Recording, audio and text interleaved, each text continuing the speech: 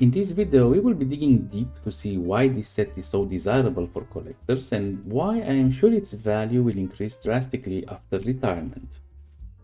So, I'll be honest, I do not like Rebuild the Galaxy, and some of the sets released are not aimed at the collector and canon fan. They are aimed at play and combination of pieces though, which makes them perfect for kids wanting to change things a little bit. This set was released in August of 2024 for a retail price of 180 euros.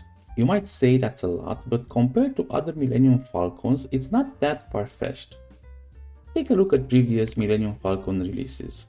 All of them were cheaper, but when adjusting for inflation, you can see they were more expensive and offered less.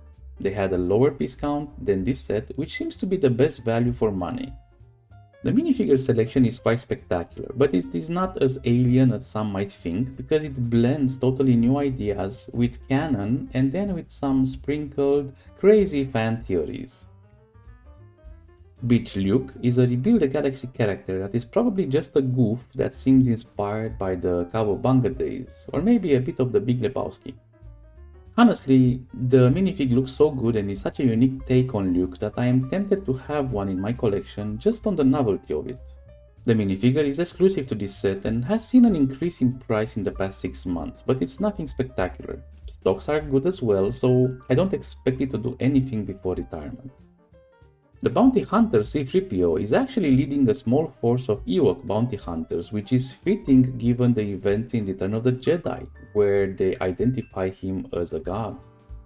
Excellent torso and leg printing on the minifig, and the red eyes really do give it a menacing look, not to mention the black left arm. The minifig is exclusive to this set and also is around the 12 euros mark, with a slight increase in the past 6 months, but stocks are also quite sufficient for now.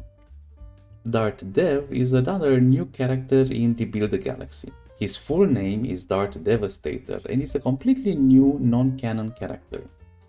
The minifig is exclusive to this set and is valued at around 14 euros, up from 10 euros in the past 6 months. Stocks are plentiful, but the demand is also significant.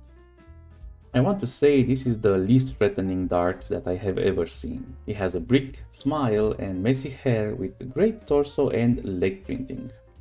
Finally, DARTH JAR-JAR. Now, you might think that this is a completely new creation by Rebuild the Galaxy sub-team, but this is not true. Long ago, in the annals of internet, we can find the story of Jar Jar, the secret Sith Lord that pulls the strings from the shadow. I kid you not, this was a popular fringe fan theory back when episodes 1 and 2 were released. He was always at the right place at the right time, and his luck always seemed too incredible. What if he is secretly an evil mastermind? The minifig is exclusive to this set and valued at no less than 17 euros, up from 14 in the past 6 months. And this is the first minifig in this set which sells more than the actual stocks, so keep an eye out for its value. And now we have reached the canon characters. DARTH REY actually shows up in The Rise of Skywalker as Rey's nightmare. This shows us what if Rey went fully to the dark side, and I have to say I do like the possibility. The minifigure is exclusive to this set and rose to 17 euros from around 13 in the past 6 months. And again, current demand far outgrows the current stocks, so steeper increases are to follow. The hood is great. Her Sith eyes stay true to Palpatine, and her double lightsaber is exactly as expected. It's a great minifig.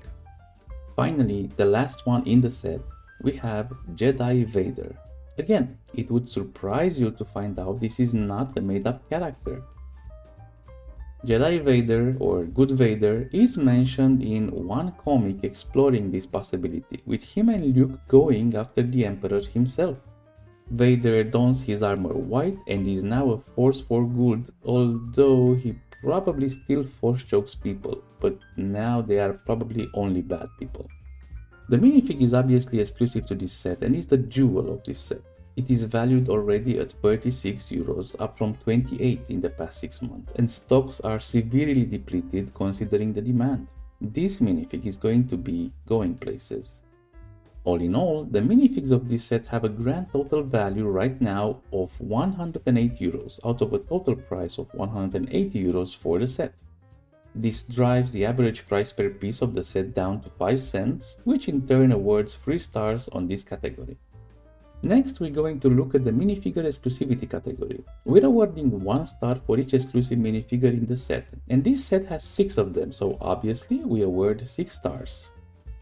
Some of you may ask why, and the answer is easy. Exclusive minifigs are a big driver for set price increases. As the minifigs become rarer and rarer, sets that include them rise in price to match the demand for them.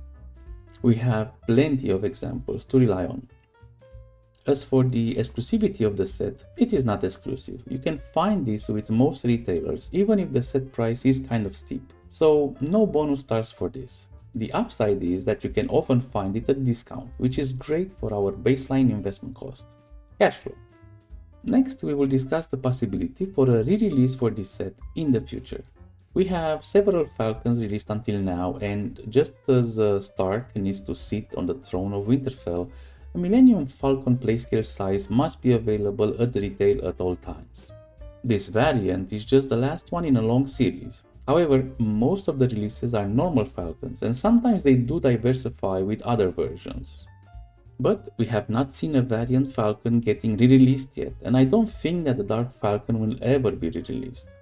So, easily 5 stars for re-release potential. This will stay unique forever. For appeal, we're judging the set simply for its looks when displayed, and oh boy, this set does not disappoint. I don't know if it's just me, but this color scheme really brings out the features of the Millennium Falcon, and the hero of this variant has to be the canopy. Black and dark red really stand out here and do give a menacing look to an otherwise bland grey build. As all playscale Falcons, you can open up the interior where you will be presented with several rooms to roleplay in. You have the rest place where you can have 2 minifigs sleep on the beds. Next to them it's DARTH JAR-JAR's command seat, and to the back you have Luke's play corner and the storage area with the engine. The whole space feels designed so that you can have characters discuss things in one part of the ship while going into another to do tasks and generally make the ship feel lived in. 5 out of 5 stars for appeal. This is definitely a good looking ship, and the color scheme will make it stand out when displayed. And after that we will evaluate Coolness. Now, Coolness is the nerd factor. How important is this set for the overall Star Wars lore, and are collectors happy about it? The answer is a resounding yes, of course, as this is a classic spaceship, and probably the best known one. The fact that it is a variant which will be seldomly seen adds to its nerd appeal, and I can't imagine anyone not wanting this set for their collection, especially for DARTH REY and JEDI VADER, which are more or less canon. 5 out of 5 for Coolness as well. Our last category is Uniqueness, and this judges the potential for the minifigs or the set overall to be available again.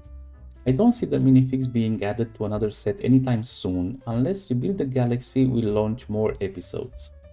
Sure, I could see an Ewok fighter set or maybe some clone sets coming out, but DARTH REY, Cowabunga Luke and JEDI VADER, not likely. 5 out of 5 stars for Uniqueness. As said before, this will be a one-hit wonder, never to be repeated in my opinion. Okay, we're done with the evaluation, let's recap. This set's minifigs are worth 108 euros, driving the price per piece way down. It features 6 unique minifigs, which is rare. It's not exclusive, so you can usually get it at a discount. The potential for a re-release is close to zero, as this is a very specialized release with the Rebuild the Galaxy thematic. Major points for the set's looks, with its menacing seat appeal, and for the fact that it includes 2 canon characters, namely JEDI VADER and DARTH REY. Lastly, there will probably never be a set like this one ever again, unless you're willing to probably wait until 2060 or something. All of this combines for a value rating of no less than 1053, making this a well above legendary release. Yes, you can disagree on a lot of things on my evaluation, as some of the stars are awarded maybe a bit subjectively. But what the numbers are telling us is that JEDI VADER, due to its official Star Wars comics appearances, is wanted by collectors. Combined with a Sith Millennium Falcon variant that is unlikely to see re-release in the future, this makes for either a rare collector piece to be proud of, or a safe investment to be kept for when the set retires and the demand starts spiking? If you disagree with me, feel free to comment below. As always, leave a like, comment and subscribe, and if you have any ideas about new episodes, let us know. Happy hunting!